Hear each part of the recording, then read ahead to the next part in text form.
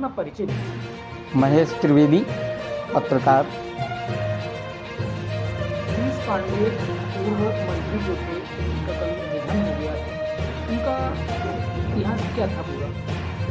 देखिए, पूर्व मंत्री गिरीश नारायण पांडे के निधन से पूरे जनपद के लोगों को दुख है, लोग गमगीन हैं। इनके राजनीतिक इतिहास के विषय में यदि बात करें तो ये प्रारंभ में संघ के तहसील कार्यवाह लालगंज कार्यवाह थे।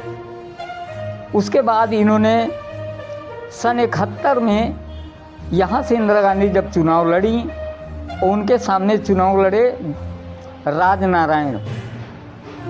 राजनारायण ने इनके इंदिरा गांधी के चुनाव को चुनौती दी कोर्ट में कि इनका चुनाव गलत है, इन्होंने गलत चुनाव जीत लिया है, इस टाइप में करके एक कोर्ट में मुकदमा दायर किया।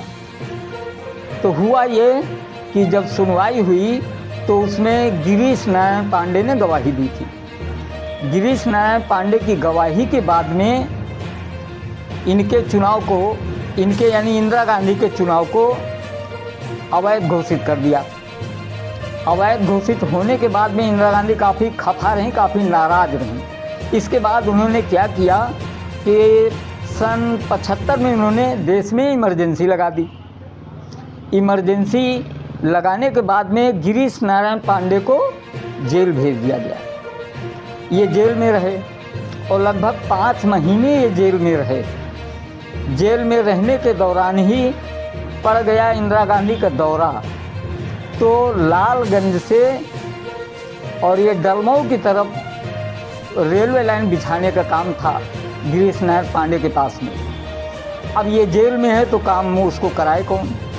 तो उस दौरान इनको 1 महीने की पैरोल मिली थी। पैरोल में ये जेल से छूट कर आए थे और 1 महीने के अंदर अपना काम पूरा कराया, उसके बाद फिर जेल चले गए। इसके बाद जब आपातकाल ख़त्म हुआ और लगभग 11 महीने टोटल जेल में ये रहे। जेल से छूटने के बाद में ये आए तो काफ़ी दिन तक इनके परिवार वालों को भी नहीं पता था कि वास्तव में ये कहाँ हैं, रखा इन्हें कहाँ गया है।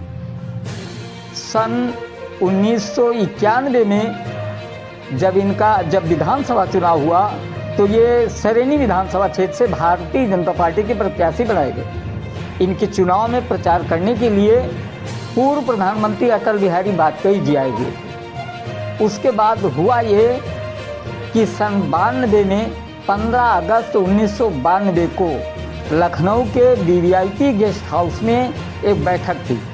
उस बैठक में प्रधानमंत्री स्वयं थे, कलराज मिश्रा थे, लालजी टंडन थे। वहाँ ये जब पहुँचे तो इनको उन्होंने पूछा ये कि शाम को 4 बजे राज्यपाल के यहाँ चलना है।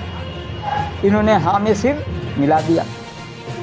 उसके बाद में हुआ ये था कि कलराज और लालजी टंडन से अटल बिहारी वाजपेयी कह रहे थे कि जब देखो तब वही पुराने चेहरे दिखते हैं, नए चेहरे नहीं दिखते। 92 में इनको मंत्रिमंडल में शामिल करने की योजना अटल बिहारी वाजपेयी की थी, इसलिए कि मंत्रिमंडल में किसको शामिल किया जाना है, क्या करना है, ये जिम्मेदारी अटल बिहारी वाजपेयी को सौंपी गई थी।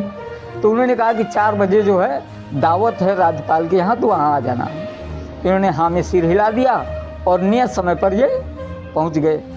और जैसे ही ये पहुँचे तो उन्होंने कंधे पे हाथ रखा और कहा एक देखो रायबरेली का शेर आ गया।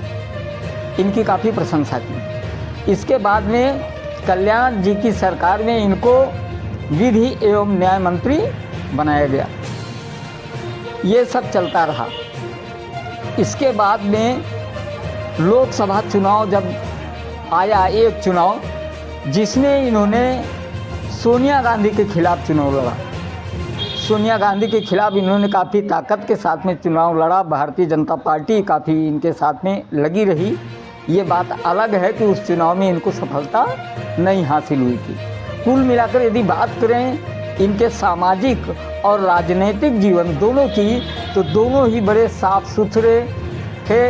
इनका स्वभाव बड़ा विनम्र था, बड़े सहज और सरल स्वभाव के थे। कहीं भी किसी भी तरह से एक भी कोई व्यक्ति उनकी कोई बुराई या उनके प्रति कोई प्रतिकूल बात नहीं कहता था। समय वो भी आया जब ये सरकार में नहीं रहे और जब उसके बाद वो चुनाव नहीं लड़े तो भी राजनीतिक क्षेत्र में इनकी पूरी पहचान थी। इनको भारतीय जनता पार्टी के उच्च स्तर के, राष्ट्रीय स्तर के नेता सम्मान देते थे और पहचानते थे। वो सब इनके गुणों के कारण, इनके स्वभाव के कारण और इनके ईमानदार व्यक्तित्व के कारण जो राजनीति इन्होंने की थी वो पूरी ईमानदारी से की थी। उसको लेकर उनका अब तक लगातार सम्मान चला रहा। अब दुख की बात यह है कि एक दिन पहले उनकी पत्नी का निधन हुआ तो दूसरे दिन इनके निधन की खबर सुनकर पूरा जनपद स्तब्ध रह गया और उनके दुख की घड़ी में पूरा जनपद साथ है।